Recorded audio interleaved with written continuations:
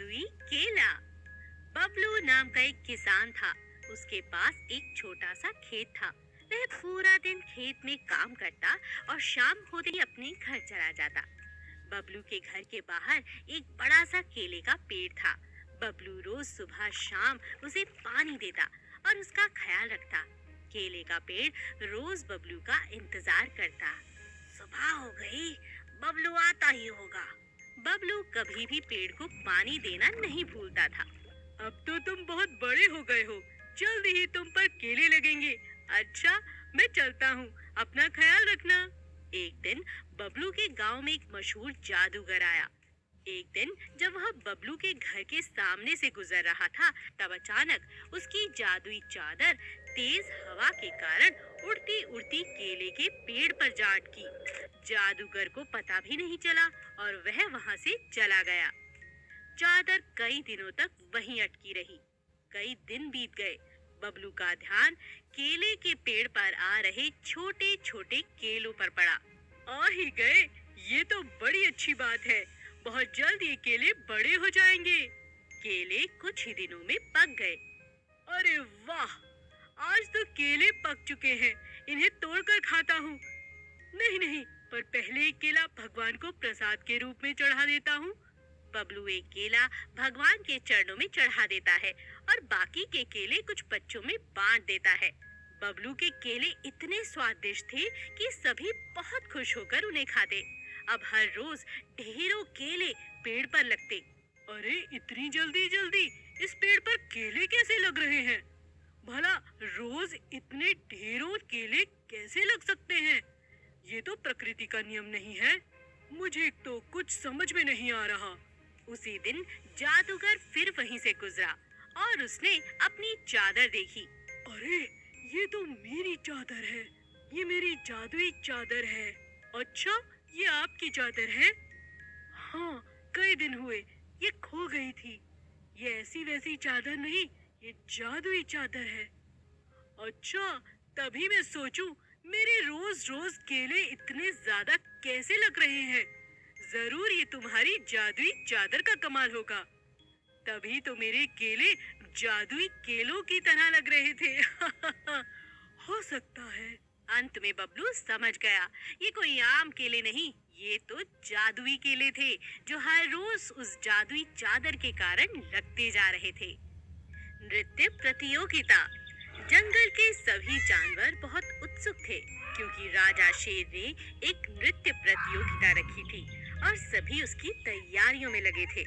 खरगोश ने इस बार बहुत मेहनत की थी। वह हर बार जीतने वाले पक्षी मोर को इस साल हराना चाहता था। कैसे हो तुम मोर? मैं ठीक हूँ। तुम अभ्यास नहीं कर रहे? इस बार खरगोश भी प्रतियोगिता में भाग ले रहा है और वह दिन रात कड़ी मेहनत करता है और उसका इस बार एक ही लक्ष्य है, तुम्हें हराना। मुझे? वह नन्हा खरगोश मुझे हराएगा? असंभव। सारी जिंदगी अभ्यास करे फिर भी मेरे जितना अच्छा नृत्य नहीं कर पाएगा। इस बार भी देख लेना, मैं ही जीतूंगा। खरगोश मेरे दोस्त, यह लो, मैं मंदिर से प्रसाद लाया हूँ, इसे खा लो। आज प्रतियोगिता तुम ही जीतोगे। मुझे तुम्हारी मेहनत पर बहुत भरोसा है दोस्त। चलो प्रतियोगिता जीतने चले। जैसे तुम्हें मुझ पर भरोसा है, वैसे ही मुझे तुम्हारे प्रसाद पर भरोसा है दोस्त। आज की प्रतियोगिता मैं ही जीतूंगा। मैंने कड़ी मेहनत की है और मैं दिखा देना चाहता हूँ कि कड़ी मेहनत करने से हर असंभव चीज संभव हो सकती है। हाँ दोस्त, इस मोर का घमंड हमें तोड़ना ही होगा। चलो चलते हैं। दोनों दोस्त प्रतियोगिता के मैदान तक पहुँचे। प्रतियोगिता के समय सभी जानवर बहुत उत्सुक थे। कोई मोर को प्रोत्साहित कर रहा था और उसी के लिए आवाजें लगा रहा था, तो कोई खरगोश के लिए ऐसा कर रहा था। सबसे पहले मोर को नाचने का मौका दिया गया। हमेशा की तरह मोर बहुत अच्छा नाचा। मोर के बाद अन्य प्रतियोगियों को एक एक करके मंच पर आकर अपना नृत्य दिखाना था। सभी का नृत्य अच्छा था, मगर उन सब के मुकाबले मोर का नृत्य बहुत अच्छा था। सबसे अंत में खरगोश को मौका मिला। खरगोश ने जी तोड़ मेहनत की थी।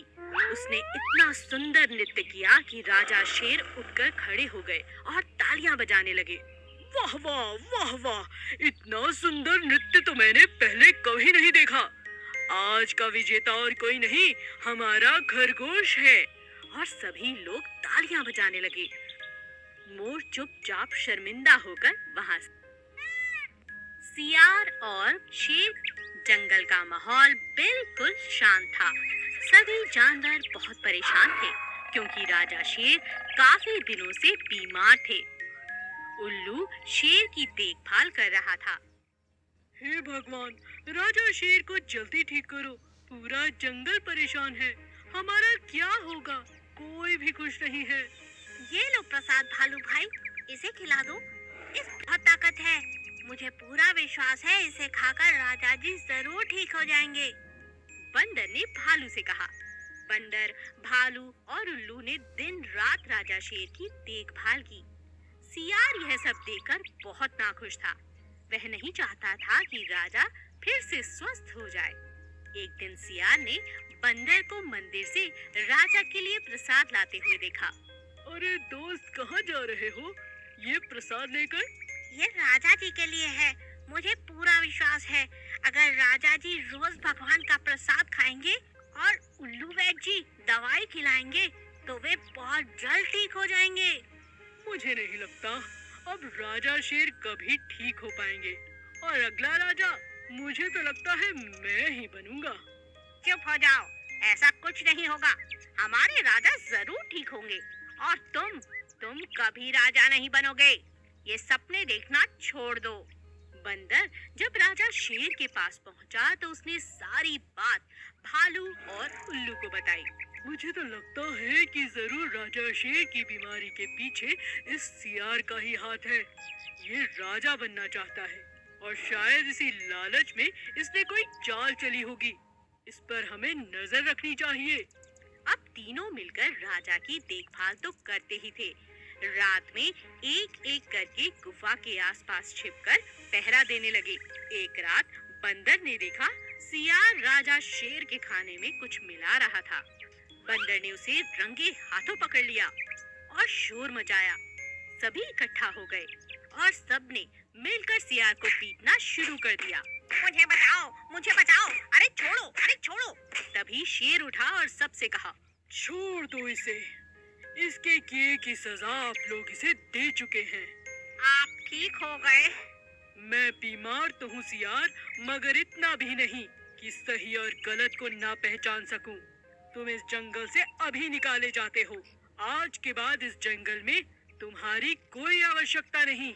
और इस तरह सभी जानवरों ने सियार को जंगल से बाहर निकाल दिया और कुछ दिनों में राजा शेर फिर से तंदुरुस्त हो गए। मुर्गी और खरगोश। एक दिन खरगोश एक खेत में गया और बड़े मजे से गाजर खाने लगा। तभी उसे एक आवाज सुनाई दी। बचाओ, बचाओ। ये कैसी आवाज है? बचाओ, बचाओ, कोई है, मेरी मदद करो। अरे ये तो मुर्गी की आवाज है। जरूर मुर्गी किसी मुसीबत में है। खरगोश ने पूरे खेत में देखा, उसे मुर्गी नहीं दिखी। फिर खरगोश ने पेड़ और उसके आगे पीछे देखना शुरू किया, मगर मुर्गी कहीं भी नजर नहीं आई। फिर खरगोश परेशान होकर पेड़ की छांव में थककर बैठ गया। कहाँ खोजूं? समझ नहीं आ रहा। ये आवाज कहाँ से आ रही है? क्यों ना मैं भी आवाज लगाकर पूछूं और उस जगह आवाज के सहारे पहुंच जाऊं। मुर्गी दोस्त, क्या हुआ? मैं हूँ खरगोश। बताओ तुम कहाँ हो? मैं तुम्हारी मदद करना चाहता हूँ। अच्छा खरगोश, जल्दी आओ, जल्दी आओ। मैं दो पेड़ों के बीच में फंस चुकी हूँ। ये पेड़ टूटे हुए हैं और मैं इनके बीच में फंस चुकी हूँ। खरगोश ने आवाज का पीछा किया और पाया कि सच में मुर्गी दो बड़े-बड़े पेड़ों में बुरी तरह फंस चुकी थी।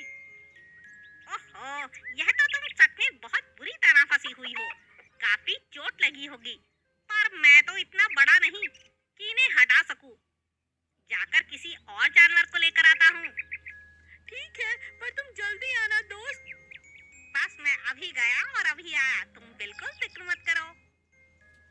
खरगोश दौड़ता हुआ जंगल की तरफ जाता है। तब उसे रास्ते में भालू मिलता है। अरे अरे, इतनी तेज भागते हुए कहाँ जा रहे हो? अच्छा हुआ तुम मिल गए, चलो मेरे साथ।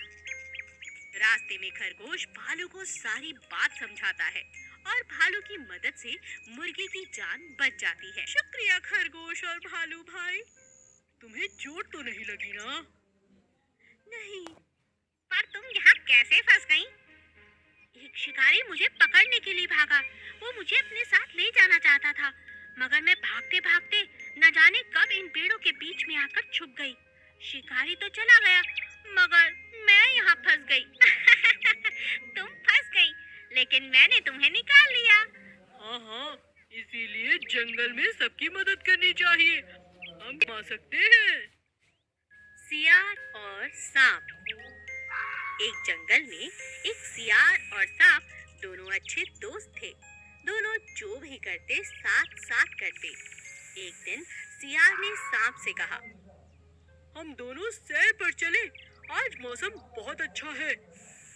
दोनों बड़े मजे से जंगल की ओर सैर के लिए निकल पड़े। सियार ने रास्ते में पड़ी हुई एक बीन देखी। अरे ये क्या है? कोई लकड़ी का टुकड़ा है या कुछ और? ये गोल गोल लग रहा है। अरे इसे दूर रखो, मुझे उससे डर लग रहा है। क्या तुम्हें पता है ये क्या है? बीन है ये बीन क्या होता है और तुम्हें इससे डर क्यों लग रहा है दोस्त? ये वो बाजा है जिसे बजाकर सपेरे हमारा अनाज दिखाते हैं और पैसे कमाते हैं। इस बीन का मतलब आसपास कोई सपेरा हो सकता है। चलो चलो भागो, कहीं यहाँ से भाग निकलते हैं। सांप इतना डर गया था कि उसने पीछे मुड़कर भी नहीं देखा और लगातार भागता चला गया।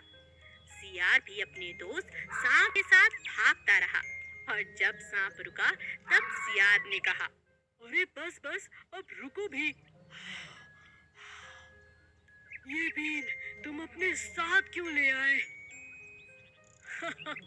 अब मैं बीन बजाऊंगा और तुम नाचोगे दोस्त। अरे तुमने ही तो कहा था ये बीन एक बाजा है जिसे बजाने पर सांप नाचते हैं। क्या दोस्त, तुम भी मजा ले रहे हो? क्यों नहीं, आज तो मैं तुम्हारा अनाज जरूर देखूंगा। ठीक है, तो फिर बजाओ। सियार ने बीन बजाई और सांप ने अपना सुंदर नाच दिखाया। धीरे धीरे सभी जानवर इकट्ठा हो गए और सांप का सुंदर नाच देखकर सभी चकित रह गए।